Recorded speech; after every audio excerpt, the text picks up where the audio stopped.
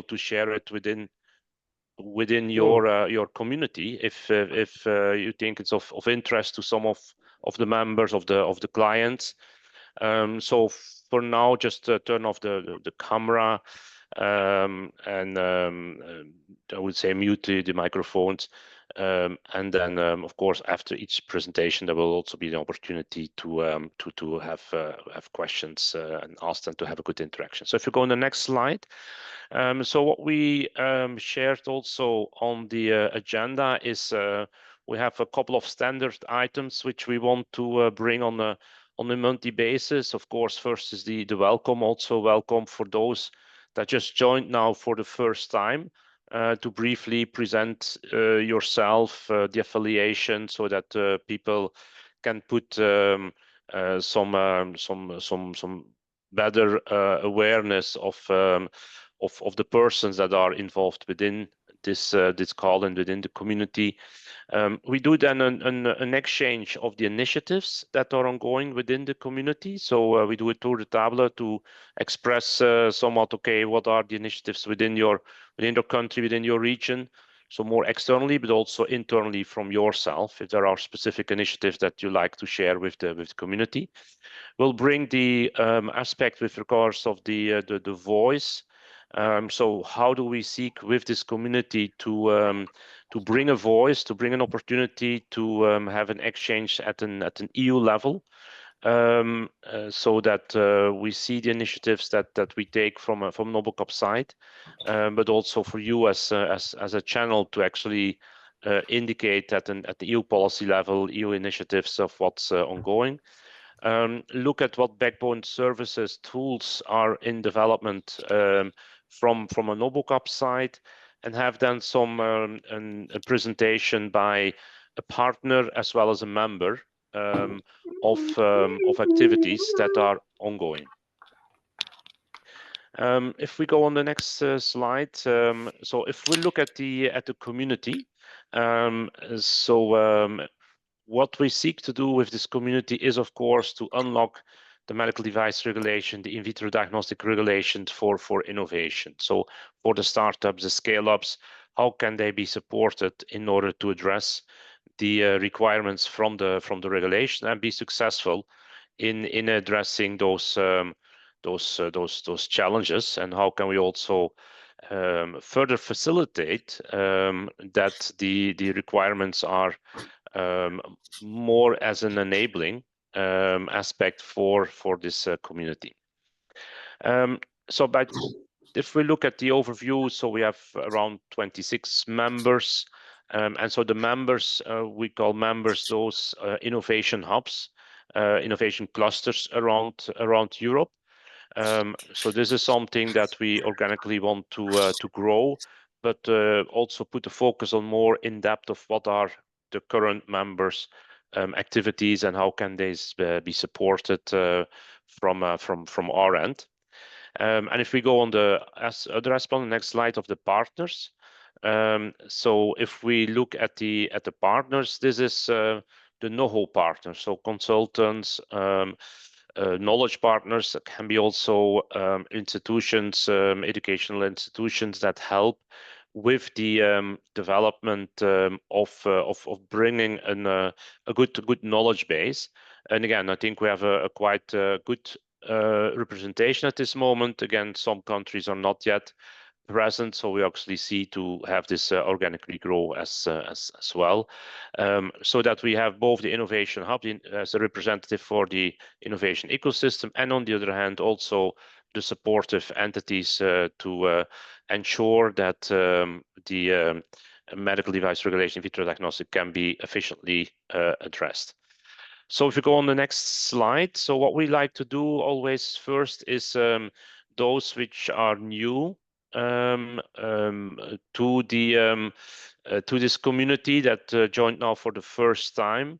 If you can just say a couple of words, and so let's go back onto the onto the screen with all the people, just to see a little bit of who has actually joined today as for the first time, And if you can then just indicate your name, affiliation, somewhat the interest that you're having within this community, that would be great. So I don't know if there is anybody new. I don't know, Micah, if it is the first time that you're joining the community or you were there the last time,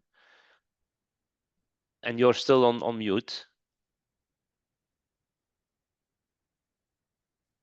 Can you unmute yourself? Is at the left bottom side? Sorry. Yeah, this should work. Yeah. No, yes, it's my first time Great. participating. So if you can quickly say a little bit of who you are, who you represent, would be great for the other people also to know. I'm Maika Sabido. I'm project manager at Basque Health Cluster. That is a main organization representing the biosciences and healthcare sector in Basque Country. Great, thanks. And you're going to present some more in depth at the towards the end of the meeting. So thanks for that. Thank you. Who else? And just speak up. Let's keep this quite informal. I see Paula perhaps is unmuting, so go ahead, Paula. Yes, hello everyone. I'm Paula Sinmo from HC Solutions. We provide market access services for health technology companies, focusing primarily on the Baltic markets. I'm located in Estonia. We're also a partner of Technopol. And then thus and our clients have experienced the frustrations and confusions around MDR. So we are joining the community to learn and share experiences. Great, excellent. Thanks for joining as well. If we can have some more people that yes. First of all, go Maybe. ahead just speak up because I don't. Sorry, you can hear me? Yeah, you have Okay. Adam, huh? Yeah, Hello. yeah. Yes, my name is. I have to switch between two screens here. Okay. Go ahead, So, Adam. my name is Adam Virus, and I'm working with Bendegus, and as I saw, he is also in the line, in the part of this webinar. I am working for the Dental Technic in Hungary. We are producing individual dental implants mostly. And to be honest, this whole MDR and the quality of this medical device is a quite new topic for me. So my target is gain knowledge about everything that you need, that you know. Excellent. Thanks for joining. Thank you. So maybe I will take over from here, just a quick comment and to add to Adam's introduction. I'm János Bendegus. Nice to meet you. I'm responsible for Dental Technic Ltd.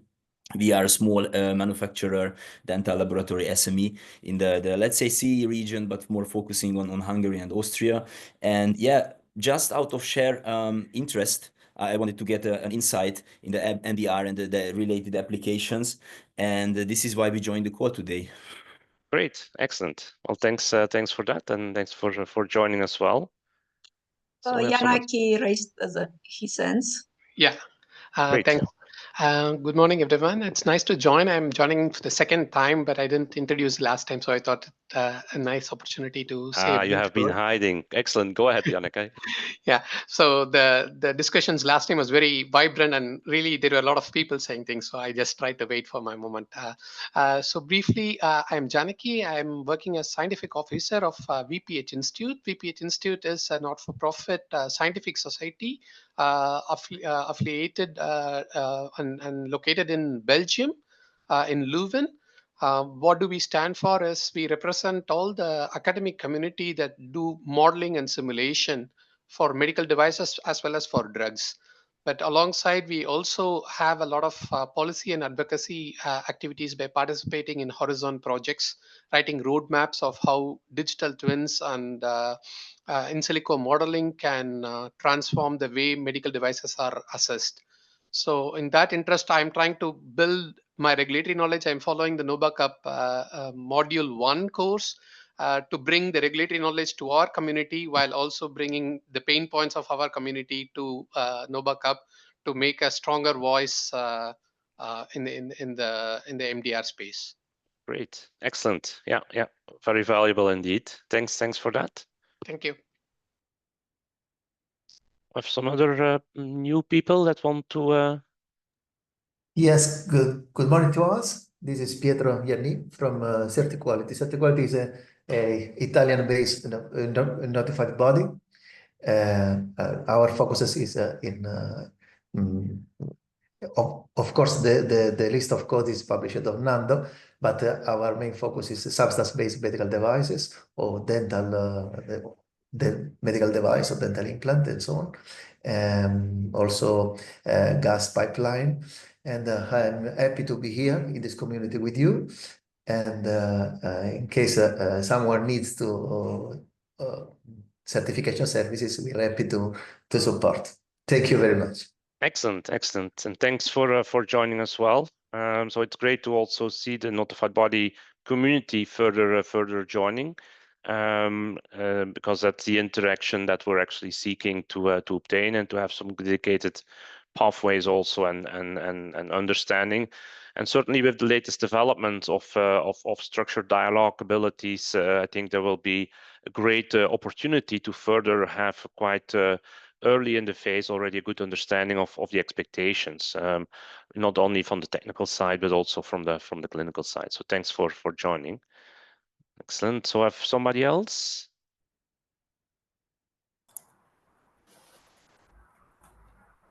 I see Melinda, perhaps. I don't know. Yeah, actually my camera is working, sorry. So I'm Melinda, coming from Medizo Ltd. We are a company manufacturing medical devices in field of nuclear medicine. We are located in Budapest, Hungary. And actually I'm the project manager who is responsible for the developments in field of artificial intelligence. So actually we just really try to catch up in the regulatory field related to AI. Basically in MDR and in the AI aspects in the action plan of the European Union. So that's why I'm just here with you and I'm really happy to join. Excellent. Well, thank you very much. And indeed, we will have a quite high focus on this interaction from MDR and then the AI Act as also the MDCG is having on seeing how this interplay is going to work out. So thanks for joining as well, and hopefully it's of interest. Yeah, great news. Thank you. So I don't know if there is somebody else.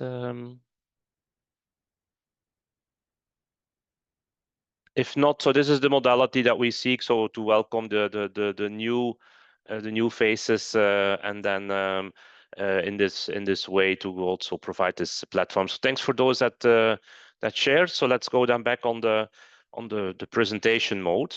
And so within that setting, if we look at the next slide, what we wanted to do also is to do always a tour de table. So for those that did join already the community, to identify what are some new initiatives that are taken up by the country, by the government in order to support the SMEs, the startups, in order to master, to unlock the regulation. As well as if there are any new initiatives that you from a cluster or from a client perspective are initiating. So this is something again that we wanted to foster some of the exchange, as we see some excellent good practices in some countries, which might be of interest and of value for other regions, for other countries as well, both by the government side or by the partners side. So again, just want to take up like 5 minutes to see, okay, what are some new initiatives that are taking place that over the last last 2 months came actually across from the country, from the region, and also what's the potentially the degree of financing that they bring in order to really ensure that people can manage the MDR and the IVDR. So if we can go back on the screen of all the people, and then if you have any specific ones that you want to bring forward, would be great, if any. So I don't know what's the degree of initiatives. And Madlina, if you can go back on the screen with all the people. And so if people can raise their hand.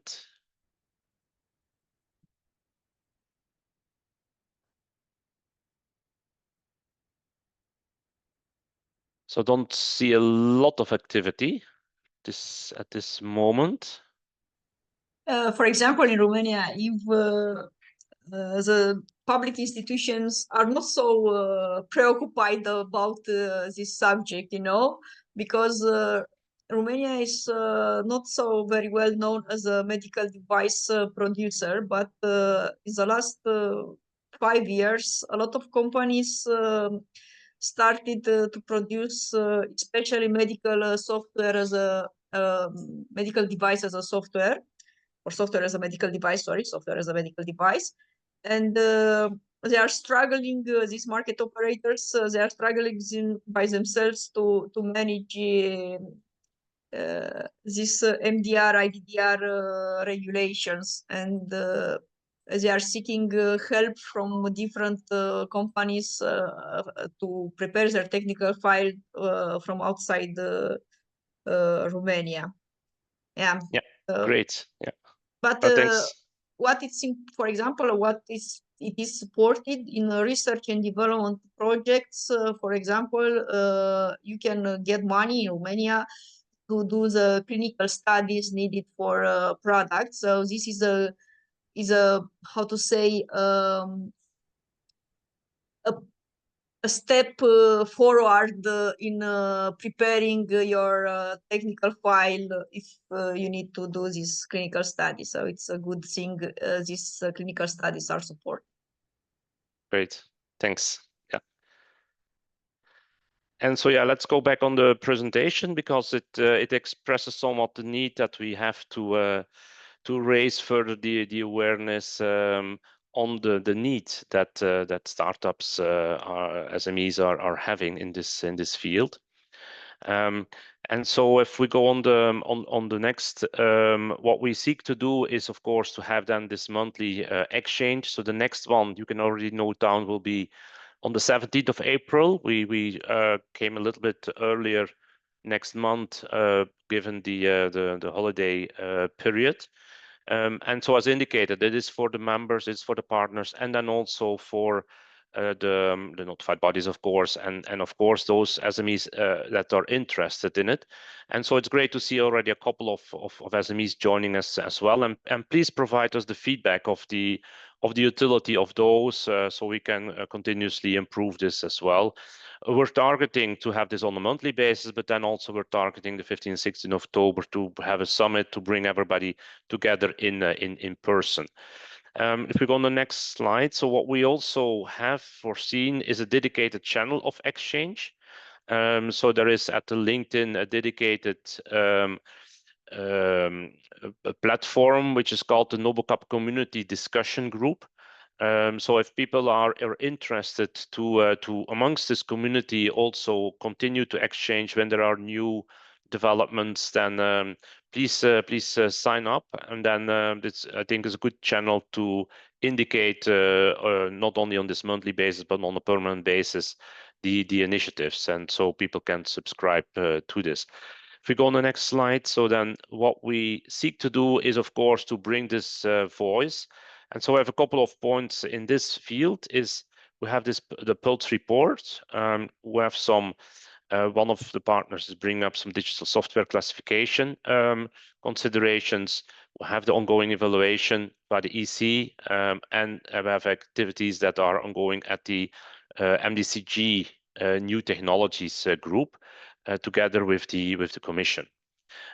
So if we look at the Pulse report, So this is something that we have finalized over the last weeks, which is it's an interim pulse report. And what we seek to do with this pulse report is to somewhat keep the pulse of what's the current situation. So to analyze the regulatory landscape, what is the impact that it has on the SMEs, on innovation access, indicate the challenges, indicate also the initiatives that exist or do not exist in support of the SME startup scale-ups, and bring this all together so that we can actually have a continuous state of play of how things are evolving. And so what we seek to do is then have also a continuous update of this, so that we have a good data-driven report, because ultimately the Commission seeks to make changes, but then based upon the data. So not just anecdotal cases, but more systematic collection of data. That's from one end. And of course, I think it will be good to see a little bit on a benchmarking side of what countries are doing, what innovation hubs are doing in order to provide the support, also what NoBoCap is doing in provide the support to address the challenges. So the report is available at the NoBoCap website. So the link is given here. But what we seek to do is to bring on a monthly basis a specific theme that we want to bring forward in the communication, in the dissemination side, so that we have a specific theme that we will focus on to bring the message across. And so what we have as a first is actually the aspect of the high variability that we see in the conformity assessment timelines as well as costs.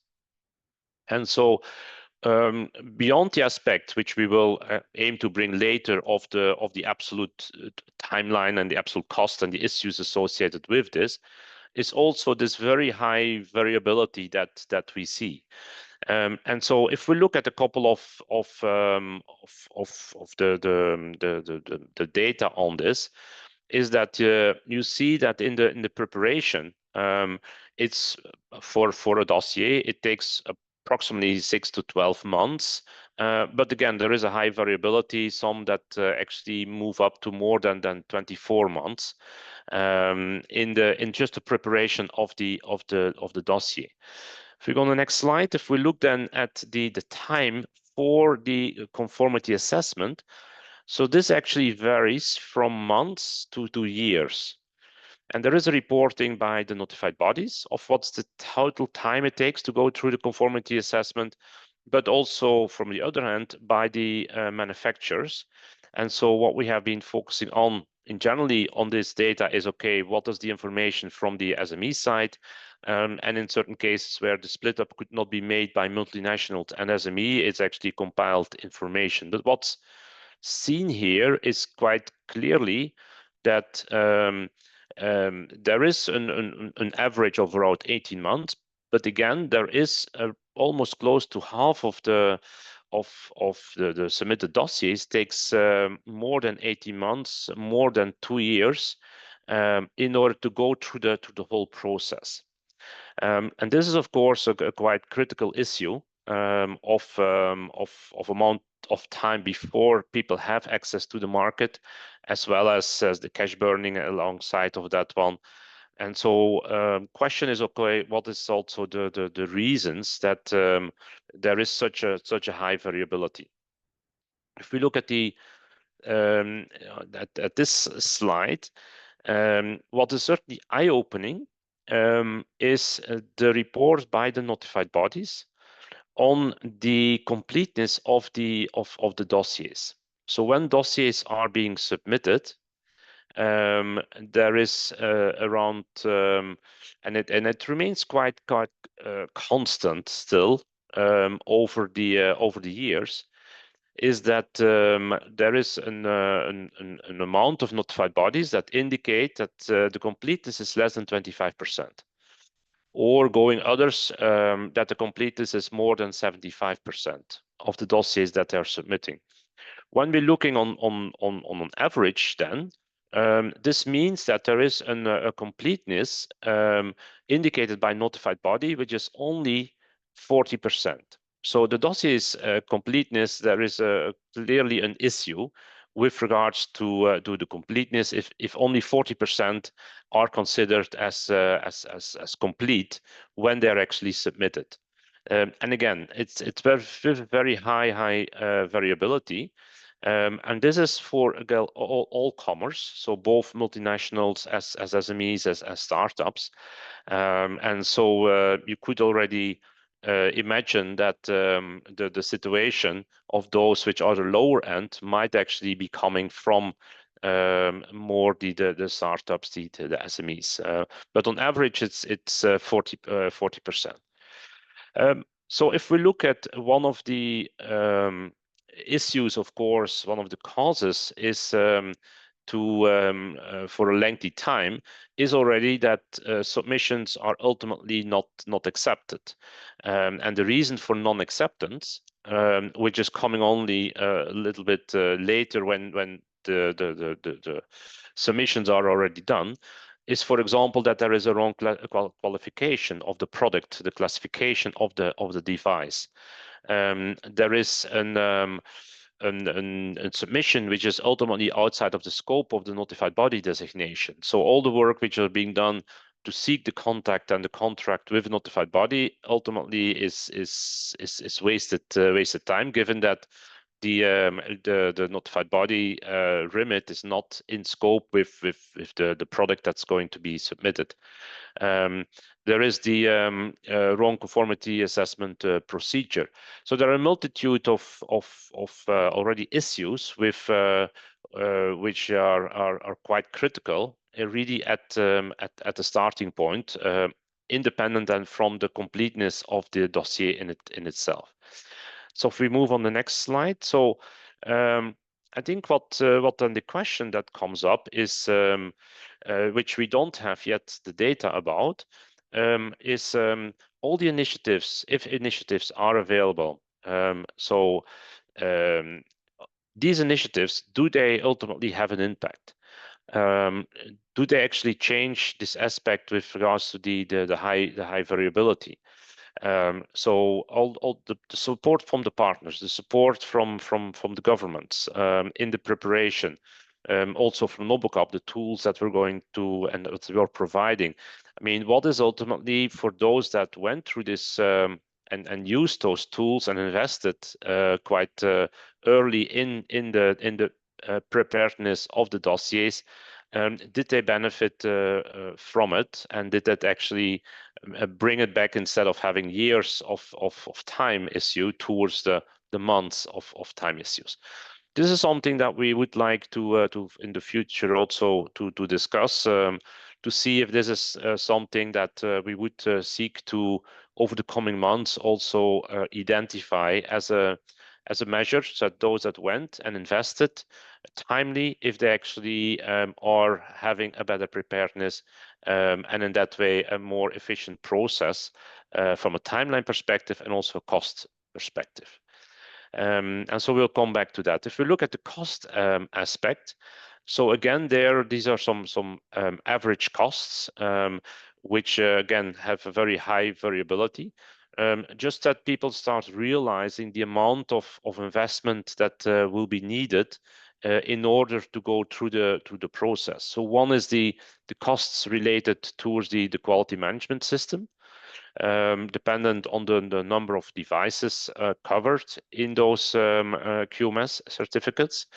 And the next slide is bringing it then towards the average cost of the technical documentation, again with a very high variability. So you're seeing that 30% actually have a cost which is higher than 150,000 euro in order to go through the process. This is just going through the process, so this is not including the costs which are associated with clinical investigations for the safety, for the performance. And so again, I think it's important that people start to realize what's the amount of investment that's needed and what's the importance to actually ensure that there is an excellent preparedness being done, and potentially in quite early investment, what's the return on investment in order to do so, which is also something that we're covering in our C-level course, to have then an identification of the impact that it will have in order to have a timely investment for it. So just if we'll go on the next slide. So what we wanted to bring forward is this aspect with regards to the high variability.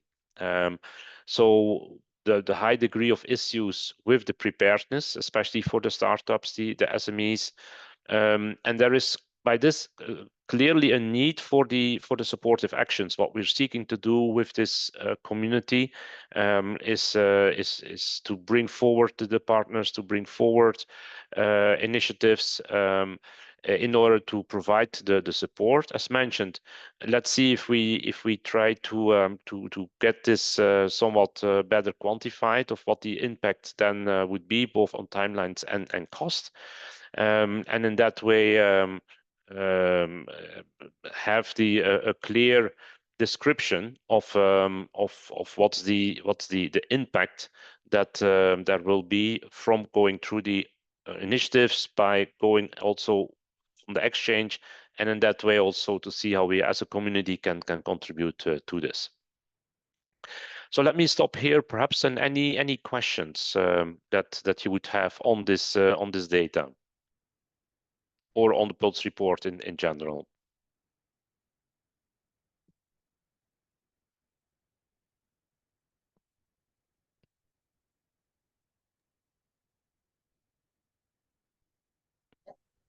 Okay, so not immediately, I noticed. So feel free to have a read of the Pulse report, and if there are any further questions, then just let us know. I see Maya there. Go ahead, Maya.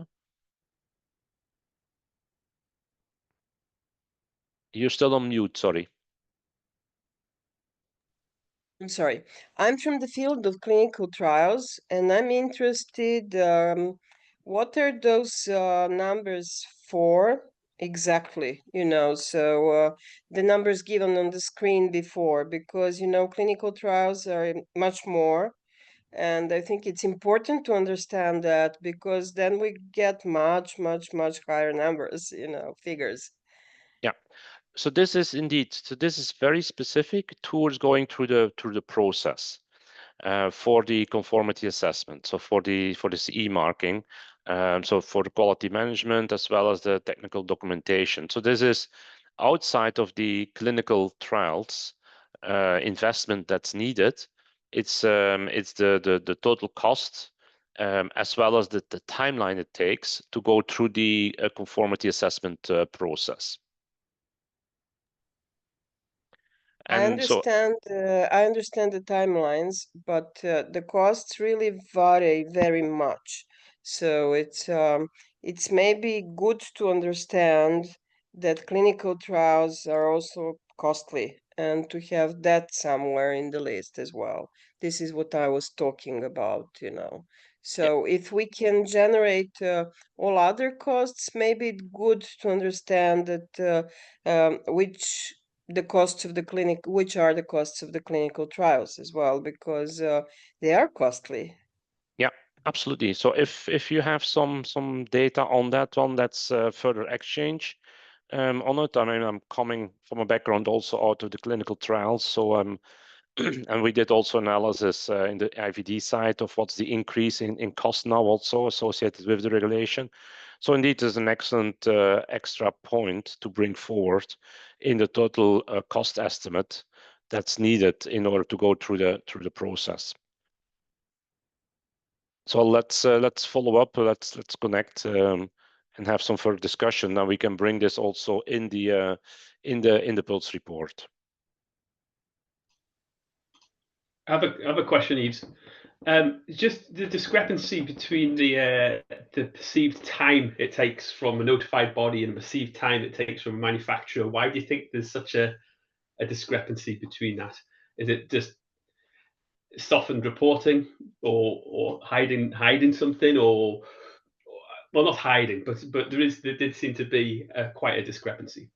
Yeah, I think I mean, of course, would have to look into it in more detail, but the reporting by the notified bodies is of course done based upon when you have a contract in place. Yeah.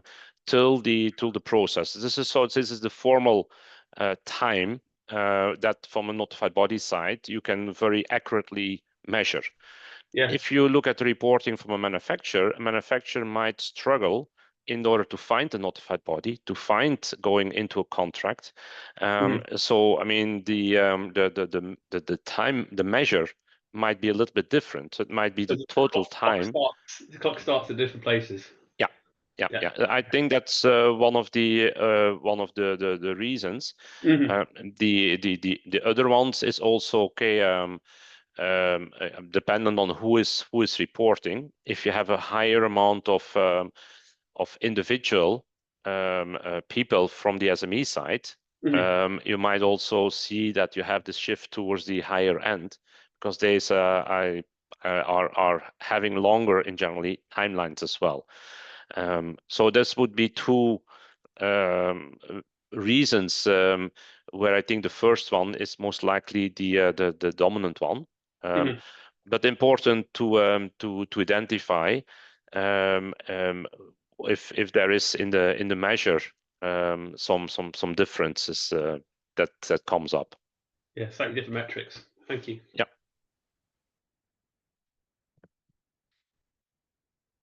Okay. So let's go then back to the. So what we seek indeed is, of course, to continue to collect the national initiatives, and if we go on the next slide, as well as the initiatives by. So if we go on the next slide. By locally, what's happening. So all data is more than welcome, and please provide it then to Diana. So then we can include it. Also your initiatives, and in that way also use this as a channel for you in order to bring the more local, regional country data at the European level. So we see this as an input channel for you to be leveraged then as well. If we look at the next activity, it's the area where from the European Commission there is this call for evidence, which is open until tomorrow. So for those that still want to submit something, it's a quite open platform. It's have your say, so you can really provide the input, and I'll certainly be interested to see who has been providing some input, so we can tackle this at the next, and what's the type of input, so we make an overview, because it's public information of the contributions that were given towards the challenges and proposals for updates of the regulation, which is then the evaluation that the Commission has to do in order to further make the adjustments in their regulation. So on the next slide, so what is being done is by one of the partners on digital software classification, and so we'll have it a little bit later to have this presented. And then if we go on the next slide, there is also the other survey which is open, which is looking really at the monitoring the availability of medical devices, but then also has this reporting on timelines, on costs in it. And this is also open until tomorrow. It's the second time, so that there is an input provided by the manufacturers in sharing their view and data on the impact that the regulation is having. What the Medical Device Coordination Group, the New Technologies Group, is focusing on, so a couple of points of focus that they're having, and so we'll ask them to present at the next meeting of some further details. But what they're working on is in the context of the IA Act applicability, some frequently asked questions, because there is, of course, the medical device regulation, there is then the AI Act, and how is the interplay going to work out? So a lot of open questions come up, and so what they're working on is on the frequently asked questions.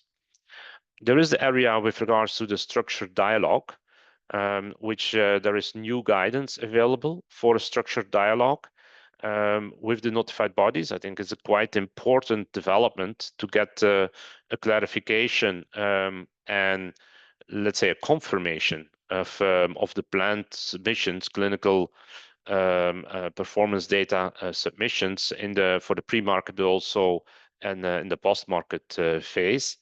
And there is also a task force being set up in order to look at pathways for breakthrough technologies and how the regulation can be targeting also breakthrough technologies and be supportive towards breakthrough technologies as well. So again, a couple of, I think, interesting initiatives that are ongoing, in which we will report in the next months then as well, when they become available or when we have further information on those. But just to let you know that from the member states and the Commission side, in this area of new technologies, initiatives are ongoing, and so it's, I think, important for us to be closely monitoring and have the awareness of the concrete activities which are taking place. We go then on the next phase, or the next step, beyond this voice and awareness and communication and providing input. There is also then the area with regards to the backbone services that we're actually from a NoBoCap side providing. And so today we have actually the pleasure to have Alec present to present actually on the activities that we're doing in the context of the learning, the modules which are being developed. Some of you mentioned already to have participated to one or participating, but so we wanted to share again what is the specific content of that activity that we're doing from a NoBoCap, which up to now has been received quite successfully in it. And so just want to give Alec the floor to provide us some more in-depth information with regards to what this is all about, on what we're doing there in the context of the NoBoCap. So Alec, I turn it over to you as a presenter. Thanks, Yves. I'm going to share my screen. This usually works on Teams, so hopefully it'll work on here. Let's see what we'll find the window. The bottom more. Okay. Okay. Can you see the screen I'm sharing? It should be a nice big blue NoBoCap screen. Is that okay? Not yet. Double click to enter full screen mode. So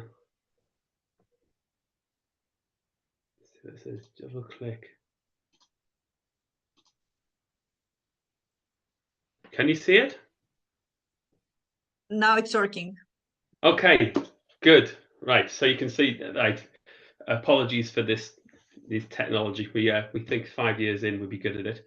Okay. Now, let's see if this works.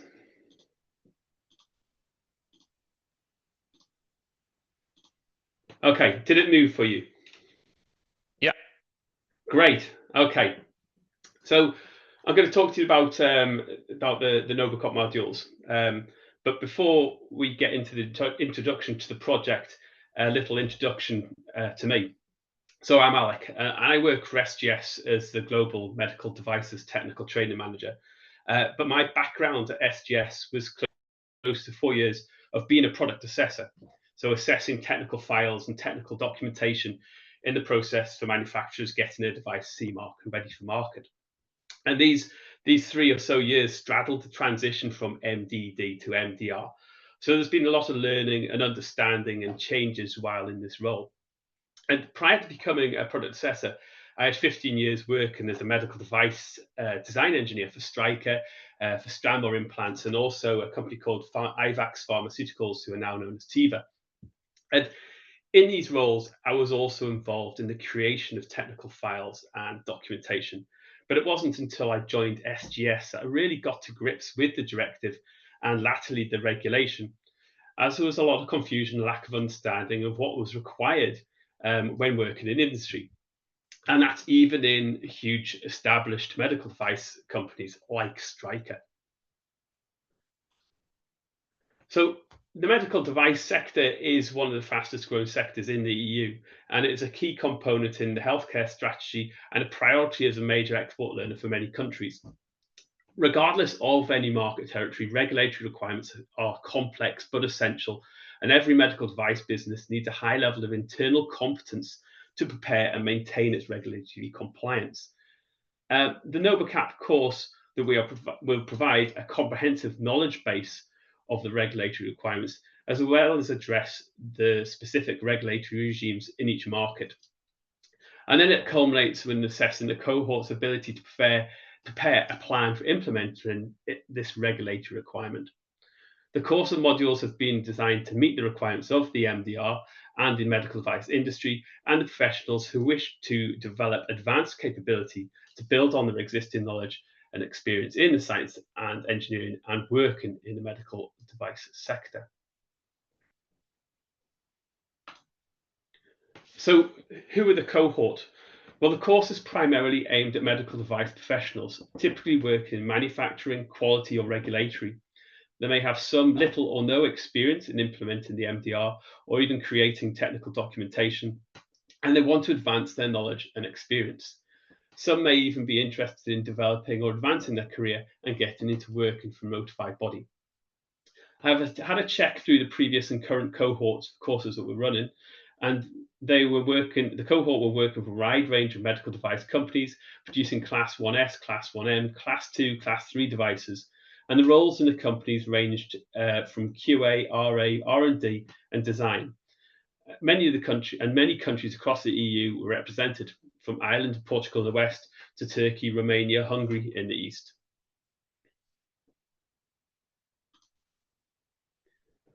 And what will they gain from attending and passing the course? So they would help to ensure that employers are compliant with the regulations.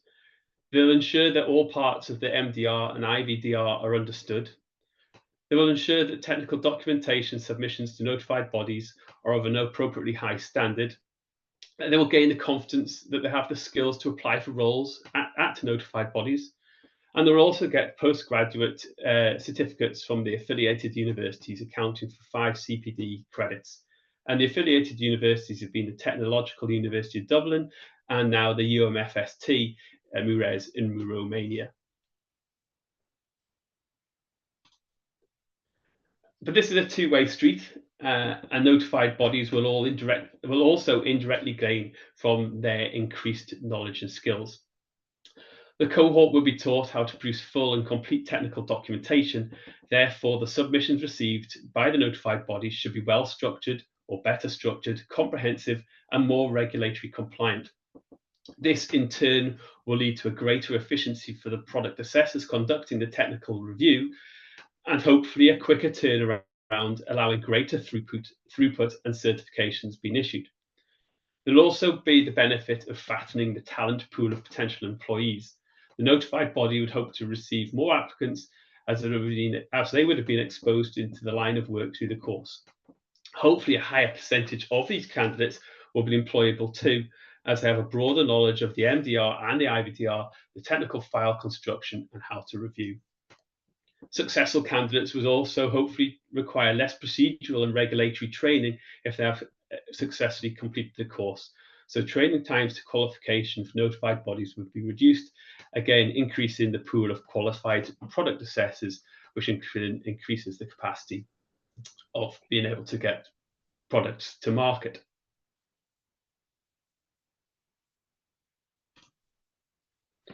So the course structure that we currently run, these are long-term courses, and they're online, and they're 10 weeks in total, made up of 8 weeks of course delivery and 2 weeks to complete any assignment or assessments given. A typical week would run 2 learning sessions, each with a timetable of 2 hours. These sessions would include a presentation of the topic by a subject matter expert, group activities, and individual tasks. In the latter part of the week, there'll be a 1-hour feedback session where the Monday and Tuesday sessions can be discussed, questions can be brought up, and any activities can be presented by the cohort. Reading lists and any information for the next week's offering can also be given. Throughout the 8 teaching weeks, we like to keep this structure, to keep a rhythm and momentum and facilitate the ease at blocking out time in the calendars of the cohort, because we're well aware that these are all working professionals. So we have a number of different modules. And Module 1 is titled Implementing Regulatory Requirements for Medical Devices. And its aim is to provide a full overview for the requirements of QMS and MDR. And the learning outcomes for this as follows. We'll be able to describe ISO 13485 and its application, interpret risk management as applied to medical devices, examine the quality requirements of sterilization, biocompatibility, process validation, labeling, describe clinical evaluation, how it is linked with risk, and be able to structure and critique product technical documentation. And the subjects covered to achieve this learning outcome is an introduction to the MDR. What is a device, device classifications, GSPRs, traceability, etc. We have an introduction to QMS, an introduction to Annex 2 and Annex 3, sterilization, product validation, biocompatibility, software, clinical and post-market activities. So we will do an overview of everything they need to know. We then have a Module 2, which is titled Generating Data for Technical Documentation for MDR. And its aim is to provide a full instruction on construction of a technical documentation, including the principles of clinical evaluation reporting. And the learning outcomes for this are as follows. So be able to identify the requirements of a product's technical documentation, including the notified bodies requirements, and be able to communicate these to all relevant staff within the organization. They should be able to complete and construct or update technical documentation in a legible, comprehensive fashion as instructed by the MDR. And they'll be able to assess the requirements for the clinical proof to be provided, and also be able to construct and create a clinical evaluation report and clinical evaluation protocol.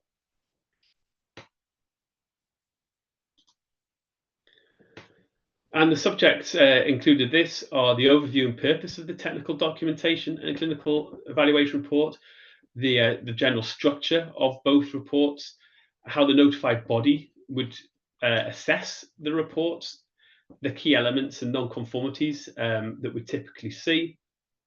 And also we have lessons in data and statistics, so the use of statistics in manufacturing, testing and clinical studies. And we also have a third module which echoes Module 2, but is based around IVDR. So again, so it's generating data for technical documentation, IVDR. And the learning outcomes for this is also to identify the requirements of the product technical documentation, including the notified bodies requirements, and how to construct this documentation and the clinical performance as per Module 2.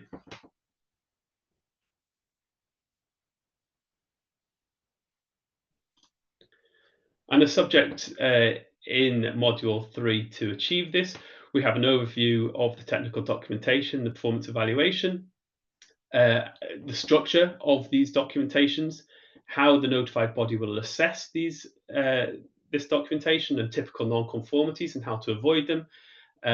And also, again, we have data and statistics and the use of data and statistics in the manufacturing, preclinical and clinical studies.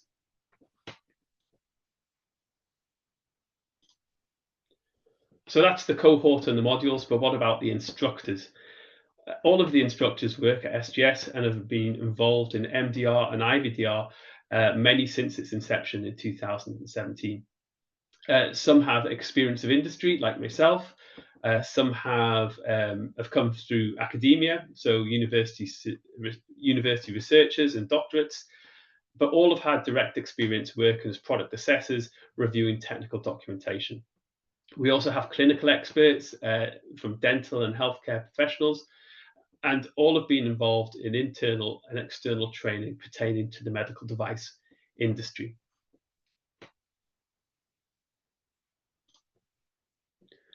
So what have we done so far? As of today, Module 1 has been delivered to 3 cohorts. The first was in spring 2023, and the latest during summer 2024. Over 160 people have completed the course over the 3 runs, with over 95% pass rate. We're currently running a cohort 4 for Module 1, and we're about 6 or 7 weeks into that. Module 2, which was delivered earlier in 2024, this comprises over 40 learners, and again with a pass rate of over 95%. And Module 3, which was delivered earlier in 2024, and again this had around 50 attendees and over 95% pass rate.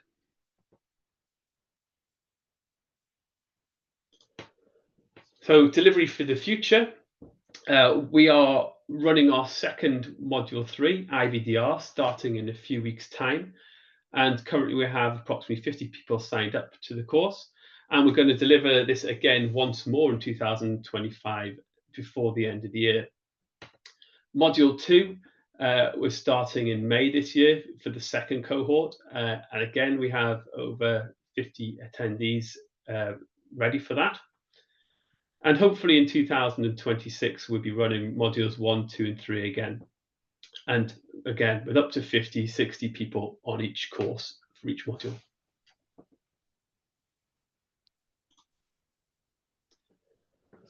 So in summary, it's an initiative from E4Health and co-funded by the EU. It's set up to bridge the gap between the market operators, the medical device manufacturers, and notified bodies. The courses are long-term training courses based over 10 weeks. We have 3 different modules, an introduction, and then fully generating data for MDR and IVDR submissions.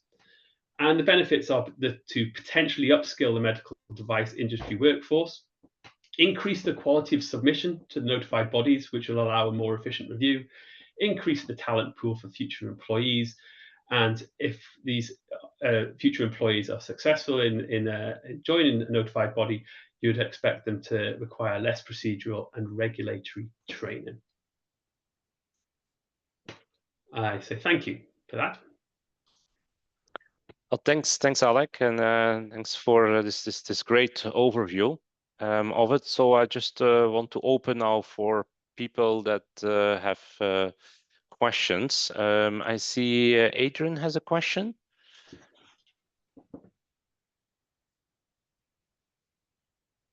Is that possible? No. So sorry, it was from my end.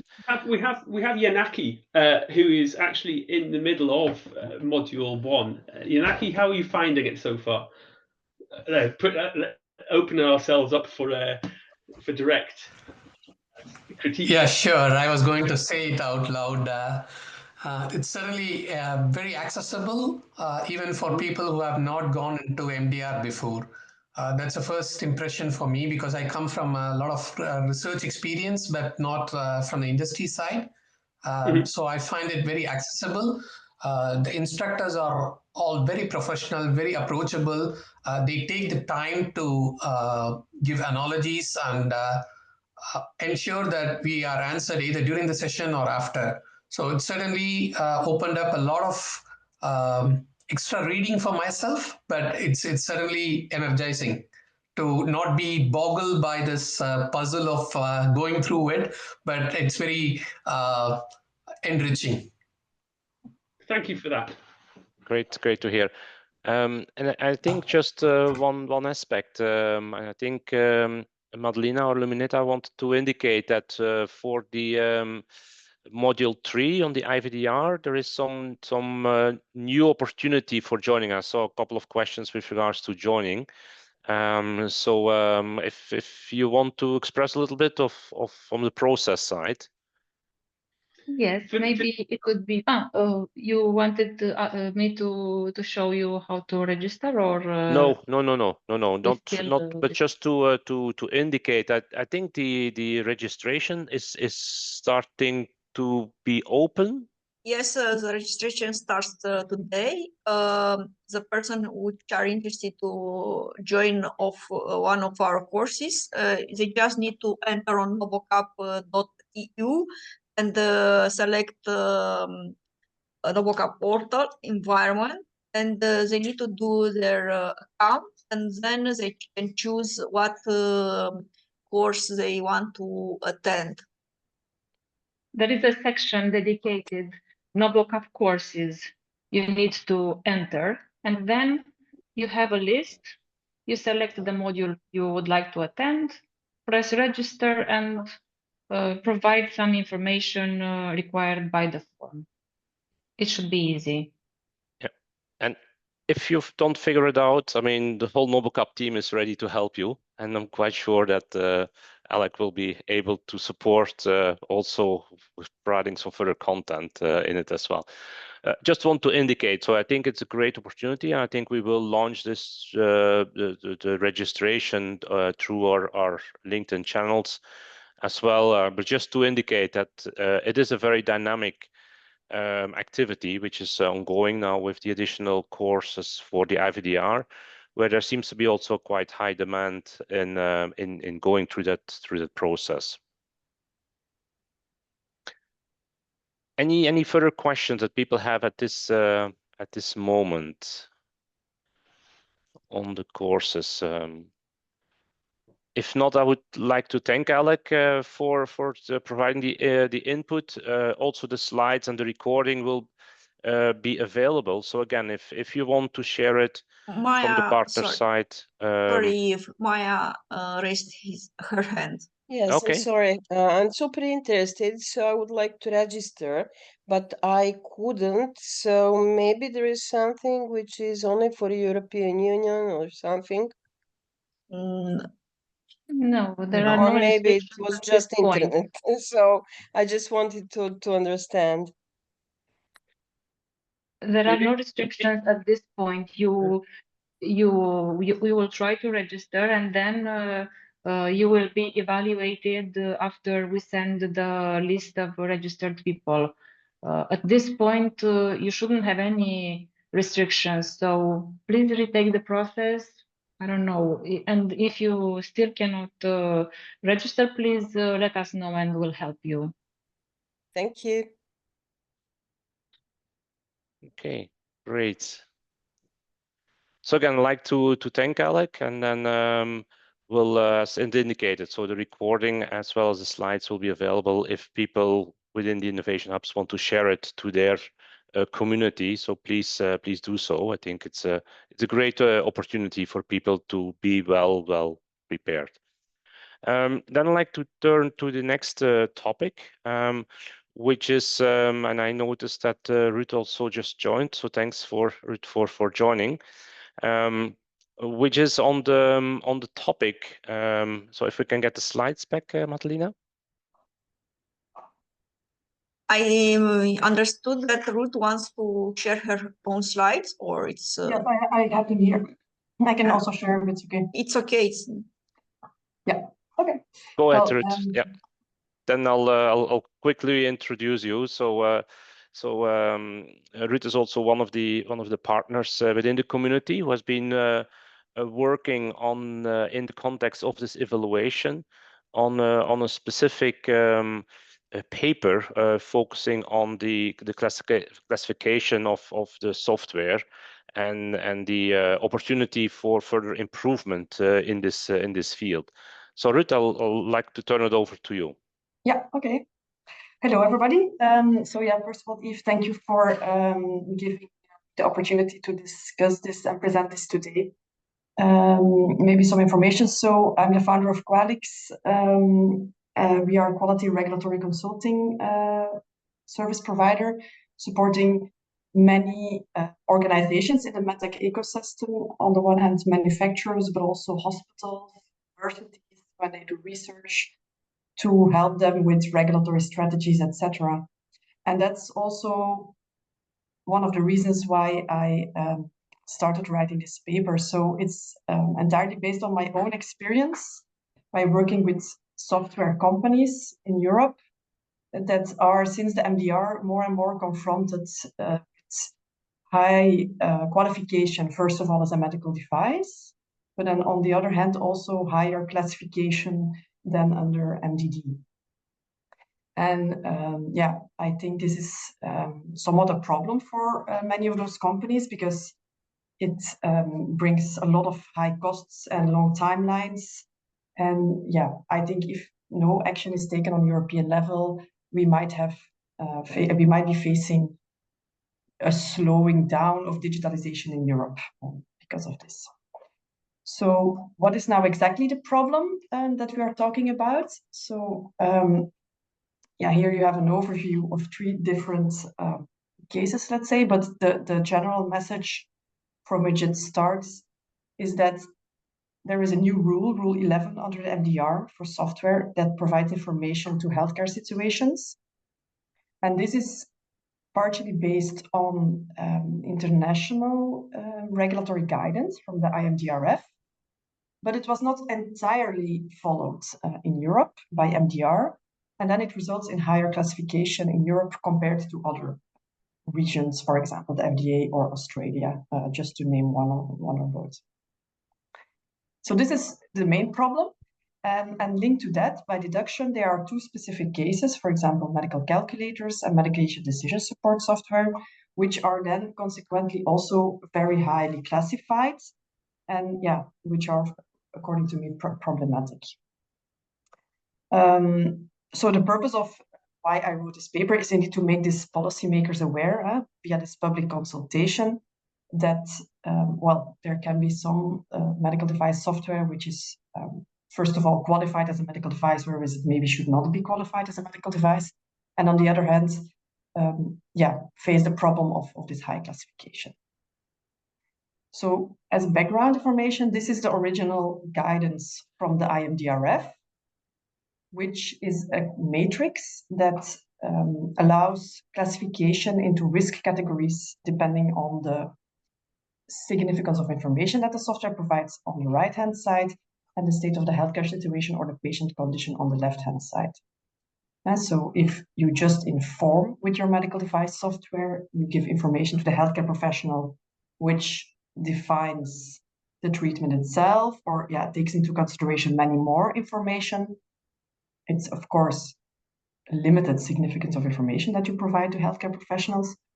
Whereas if your software gives instructions to treat or gives directly the diagnosis, well, indeed, there is less involvement of the healthcare professional, and therefore the significance of the information that is provided by the software is much more critical.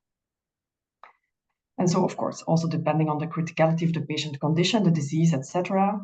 For example, a critical patient is a patient that has a stroke, whereas a non-serious is sometimes just patients that are invited for screening, that don't have a disease yet, for example. So that is also how you should interpret this. And when combining those 2 parameters, you will have different categories. So informing with non-serious patients, of course, is low risk, category 1. When you do a diagnosis for a critical patient, of course, you are high risk, and therefore this is on the left-hand side, category 4. So as you can see, you have 4 categories proposed by IMDRF. And now when we look at Europe, this is the matrix that Europe has prepared. So it's based on this previous table. But as you can see here, there are only 3 categories that were applied in Europe. So you have class 2A, class 2B, and class 3. And so the parts highlighted in red, they were changed by Europe compared to here in green to the IMDRF. So IMDRF says this is low risk category 1, but MDR aligns those with the other category 2 actually. class of devices. So yeah, this is, I think, the basis of the problem. And therefore, in this paper, we have prepared a call for action. So we have written 3 suggestions for Europe. So the first one is to align MDR better with the original IMDRF categorization, so that it maybe is possible still to have category 1, class 1 products in Europe that fall under this rule. And then 2 more specific suggestions. On the one hand, on the medical calculators, which are now in Europe classified as class 2A, which I really don't understand. And I think it's really a big hurdle, because this type of product, it's, validated in clinical practice. Those are calculators, for example, to calculate, medical formulas and clinical guidelines that were in clinical practice for years. So therefore, I think it would either be possible to consider this maybe not as a medical device, because it's just a calculator.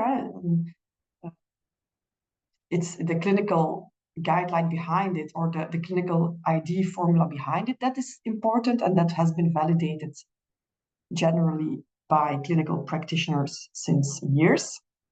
And then, or on the other hand, suggest a class 1 classification for those kind of products. And then the third suggestion is about another use case about medication decision support software, which is also highly classified according to Rule 11. But again, there, the importance of this type of medical software, it's to support prescribers of possible interactions between medications and allergies of patients, etc., etc. But here again, the importance of this type of products lies in the scientific information that is behind. So the databases that have to be maintained, the scientific evidence of the medicine interactions, of the guidelines of how to prescribe it. This is very important and risky. So this is what should be kept up to date, and etc. But again, the software itself is very simple. It's a tool that implements these interactions, by doing searches, simple conditional rules. So the software itself is really not rocket science.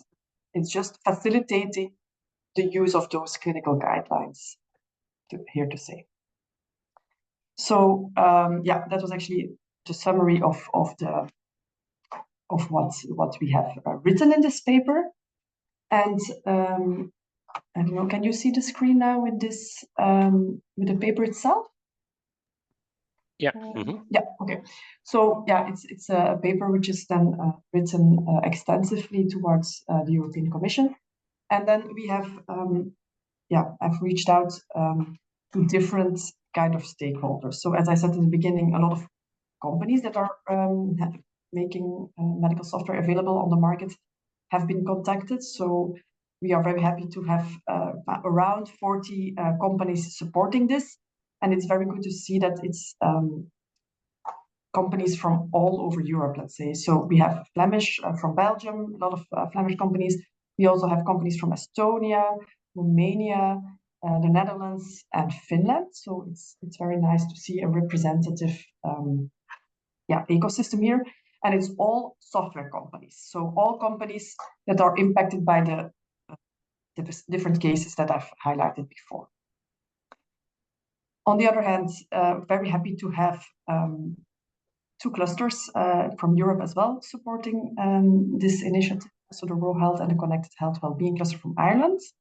So also very helpful to have them on board. And I think it's also a very strong signal towards the European Commission. And then we have also reached out to university hospitals. We are very happy to have all the 4 Flemish university hospitals on board. So they all immediately endorsed these initiatives. But of course, non-university hospitals are also very valuable in supporting this, and we also have an extensive list of their support. And then last but not least, also some universities, mainly supported via the Rural Health Cluster, have also endorsed this initiative. So actually, very happy about the enthusiastic reactions that we had so far. The enthusiastic reactions of the different stakeholders in the ecosystem really underline, according to me, the problem that we have in Europe. about the software qualification and classification. So if there is still some people here in the call or yeah, connections of you who might be interested in supporting this, always very happy to hear from you and see how this can be supported even in a much broader environment. Voilà, this was what I wanted to say. I don't know if there are any questions or remarks. Yeah, are there any questions? So we also did share it in the community, the paper before, but if people are interested in order to go more into detail and also to sign up in the effort, please let us know. Let Ruud know, so that not only in this evaluation phase but also afterwards, we can actually bring this topic forward and make sure that there is sufficient support in the appropriate classification or appropriate clarification, as if there is a need for it. So any questions at this moment? Yes, it seems Maya raised her hand. So Maya, please. Sorry to be that active today, but I need to ask some questions, because for me this is interesting that medical calculations are considered software. Software when it's application or when it's a part of, for example, data capture system, because if it's like that, I would be concerned for a lot of clinical trials where it's automated with the capture system, electronic data capture system, meaning CRF. Yes, indeed. I think it's a very valuable point. Also, it's one of the reasons why it's included in this paper. And yeah, when you look at Europe, it's also very much different compared to other countries. So yeah, I didn't go through the entire paper, but it's 16 pages long with a lot of explanation and comparison, for example, with the US. So for example, yeah, the US really says, okay, those are software functions for which we do enforcement discretion. So we know there are clinical calculators and they are used in clinical practice, but yeah, we will not have scrutiny over them because they are low risk. And yeah, they are taught in medical schools, they are routinely used. So yeah, in the end, it's a simple general purpose tool, a spreadsheet or something else. So they don't do enforcement discretion. But then, yeah, when you look at this borderline manual in Europe, you see indeed that Europe says, no, for us, this is a medical device and it's a class 2A device. So that's really... So actually, if we calculate them by hand, then it's okay. Indeed. But yeah, I hear you giving you this argument. That's exactly the arguments that I'm raising in this paper. Everybody will remove it from their software tool. People will start doing it again on paper. Yeah, we're getting thrown back in time. People will have errors. And I think patient safety will be less than doing it with a tool which is less prone to human error. Thank you for your remark. Miguel?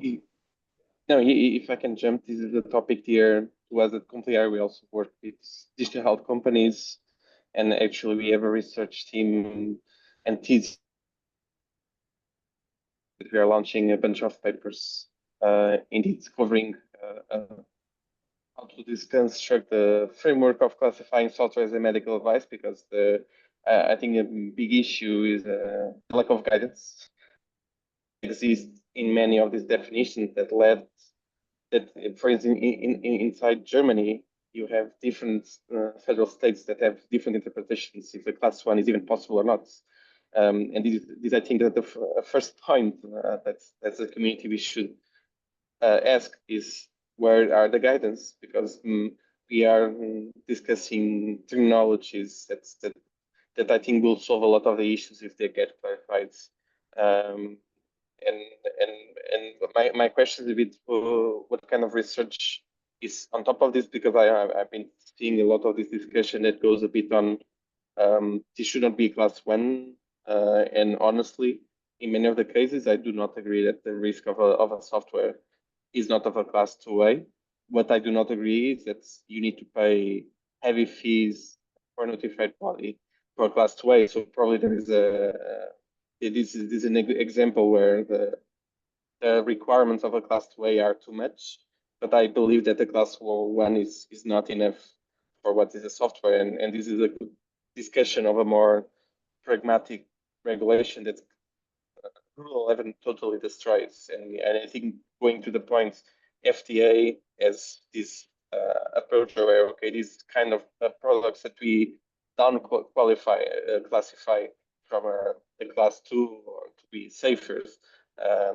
Australia, they have a good list of products that's, okay, it's general rule, but these kind of softwares, they are not, they are considered lower risk. So it's a kind of different approach to risk that I think there's a lot of good research being done on these fields that if you want contributions, happy to contribute a bit on what we have been doing to have a more sustained case, because honestly, discussing with the European Commission and who created the MDR at the beginning, these kind of topics, it's easy to fall into the topic. This should not be a class 2A, it's a class 2, class 1. That is an argument that will not fly, because that was not the reason that Europe decided to put software as a class 2A. Although I totally agree with the impacts that we're listing, just we need to be a bit more careful in some cases on the arguments to really resonate with the Commission and the Parliament. Yeah, makes sense. Well, but it does not make sense. Yeah. I didn't hear. I'm not sure I understood everything because the connection is not very well.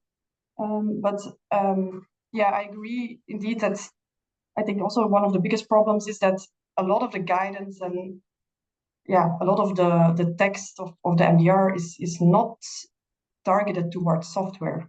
Again, it's also in the MDD they included these rules for software, but you feel that the backbone behind is not like a software minded, and the same holds for ISO 3485, for example, the quality system ISO that you need to apply as a manufacturer.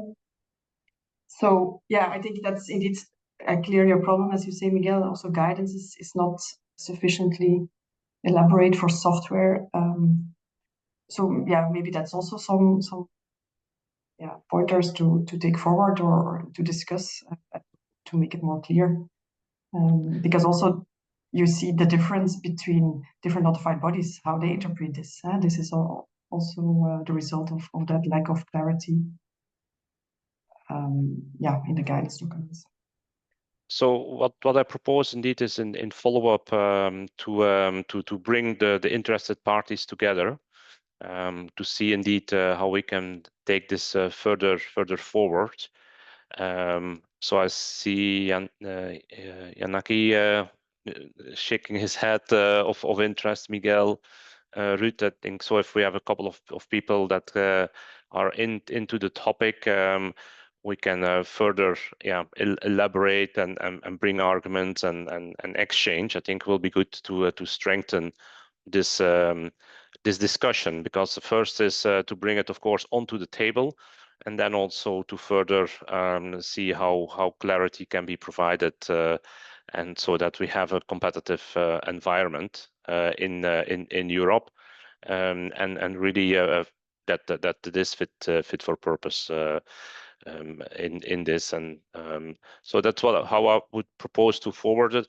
Those that are interested in the meantime also for the paper to sign up to the paper, please let a note to Ruud as well, or to us. Very happy to facilitate this, and I think it's a great topic to bring forward, certainly in this current discussions which are ongoing in digital, in AI, in software. So I think it's the right time to bring it to the table and have a further in-depth discussions on it. Okay. So thanks, Ruud. Thanks for bringing it forward, and success with it as well. I'd then like to turn to Micah for as a community member, new community member, to indicate what activities are ongoing in the Basque Health Cluster on this. we're a little bit short on time, but let's take 15 more extra minutes for those that have the opportunity to join. So don't rush it too much, I would say. So we'll end at 11:45. And those that can stay, happy, of course, that people can take an extra 15 minutes and listen to what Micah is working on. So I'll just let me know, and we'll forward the slides from our end. Okay. Good morning again, everyone. As I said before, my name is Micah Sabido, and I'm a project manager at Basque Health Cluster.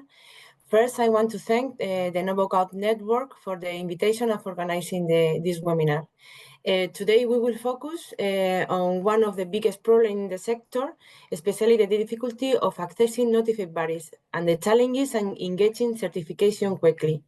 To understand these issues better, Basque Health Cluster conducted a survey to find out the specific problems companies face when getting certification. Please wait a moment, please. I have to finish before pass the following slides. So yeah, if you can just indicate next slide, then we know when you want to go to. Yeah. Okay. So I will share some important findings of survey, explain how companies deal with these regulatory challenges, and suggest possible solutions. Now, just please, the next slide.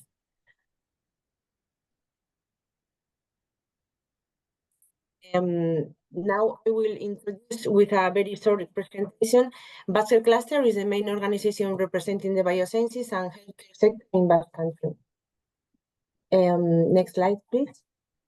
BHC leads the regional healthcare and life sciences industry, bringing together organizations that create innovative products. Sorry because my English is not the best. I apologize for this. Products and services to improve people's health and quality of life. Our main goal is to support, represent, and promote our member companies. We want to turn scientific and technological progress into real economic growth for the region while improving society's well-being.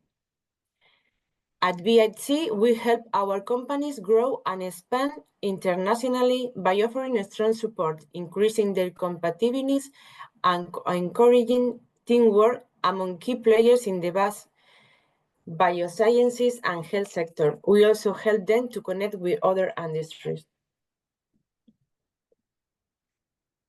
Our companies work in areas such as drug discovery, regenerative medicine, in vitro diagnosis, personalized medicine, patient care, electromedical devices, and digital health.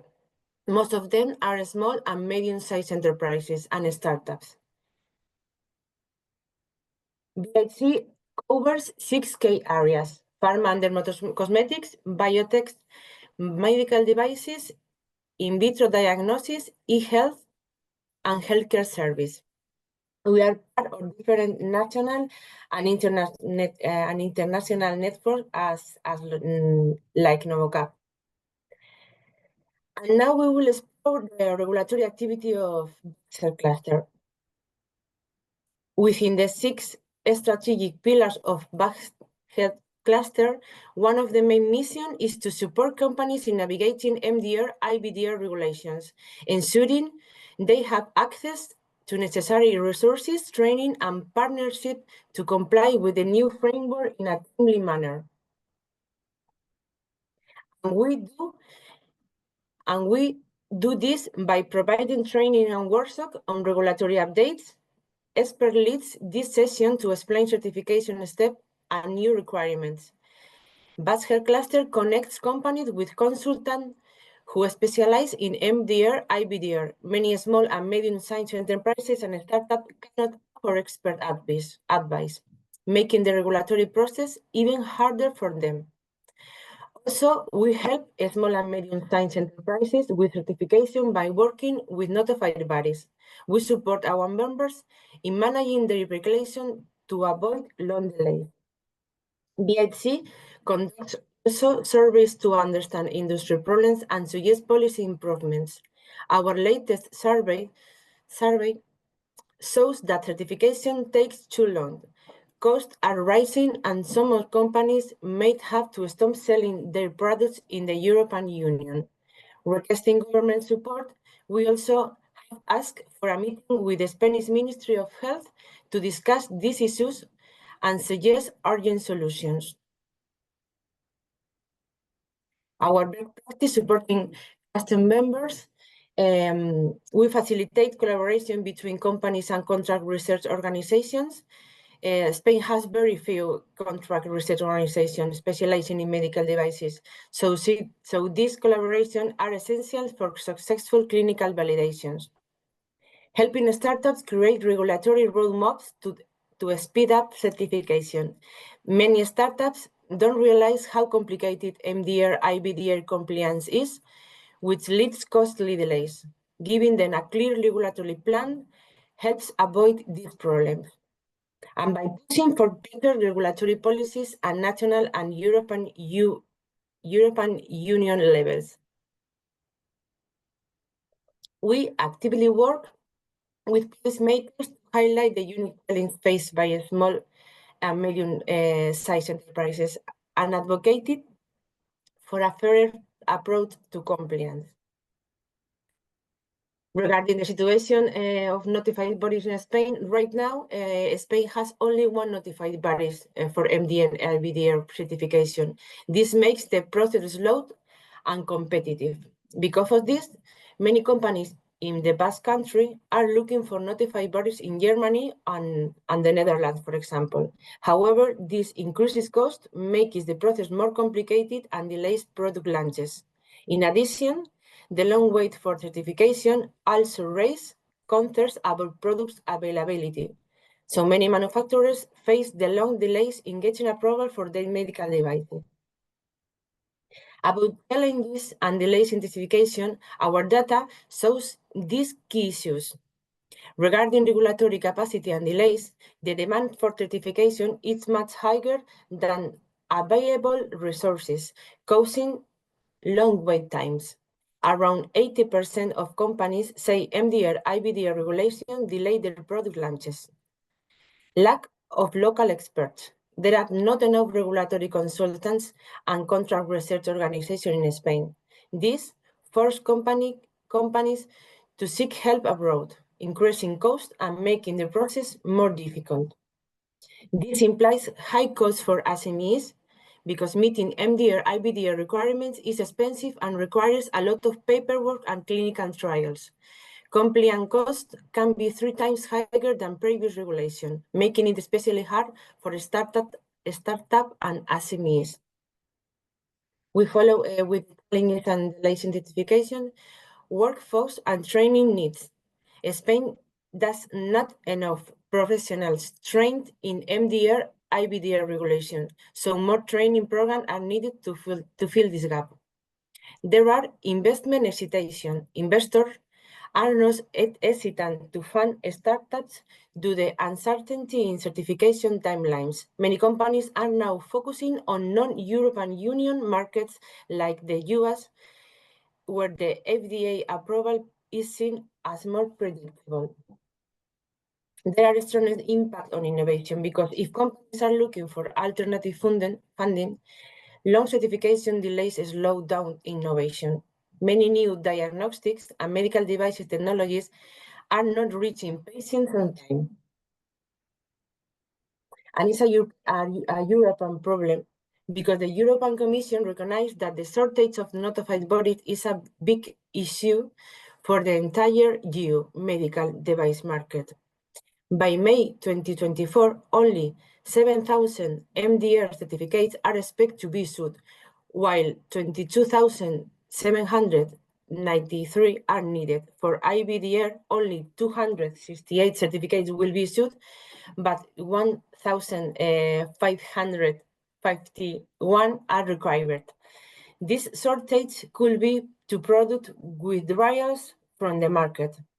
Many SMEs in the Basque Country are struggling with this challenge, forcing them to move their production elsewhere or find new market. This puts their business at risk and could limit the availability for important medical device for patients. Possible solution and recommendation proposed by the sector: increase the number of notified bodies in Spain. This will reduce reliance on foreign organizations and speed up certification. Better support for small and medium enterprises.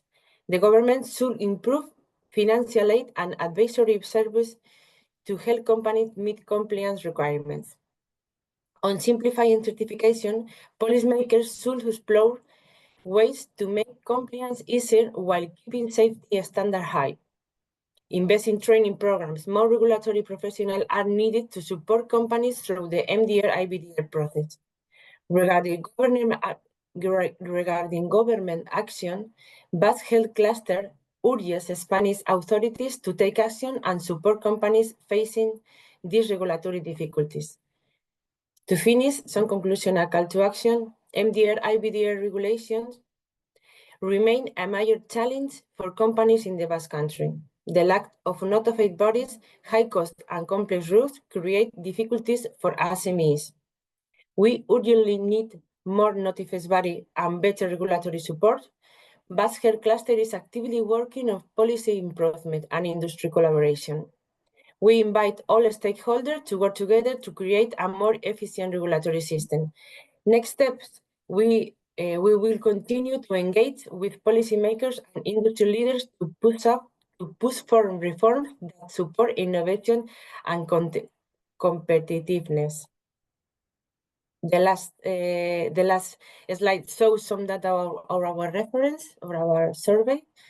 And now, yes, and to finish the presentation, I would like to say that we're working together through initiatives like NoBoCap. We can create a better environment for MedTech and health tech innovation. Thank you very much for your time and for your attention. Thanks, Micah, and I think it's very nice overview of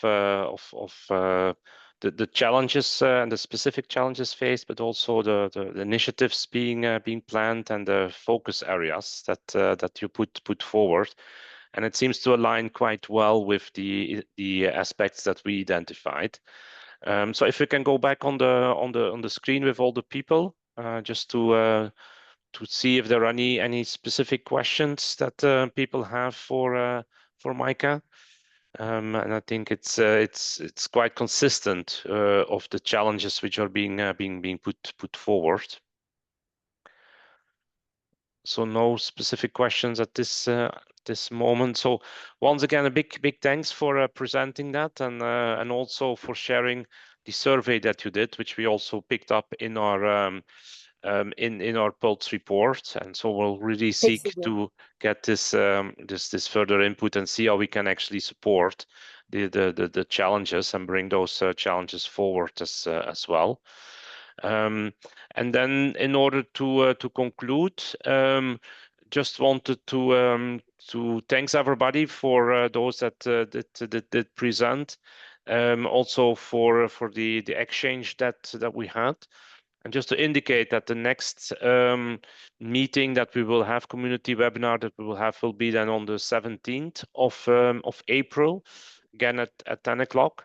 And if there are other partners that are interested to present their specific activities, of course, very happy to take those on board as well, so we can have a continued exchange of initiatives in order to create an environment which is indeed supportive towards our startups, towards our SMEs, in order to address the regulatory challenges, but also to really make the regulatory environment that it's innovation enabling, and to put forward the proposals towards the Commission in order to do so. So again, a big thanks for everybody for joining, and then wish everybody a great continuation of the day. And in Belgium, we have sunny weather, so I hope that everybody is having this over Europe. So thanks, everybody. Have a great continuation of the day, and see you later. Bye. Bye. Thank you. Guys, cheers. Bye. Thanks, Eve. Thank you, Bye, everybody. Bye.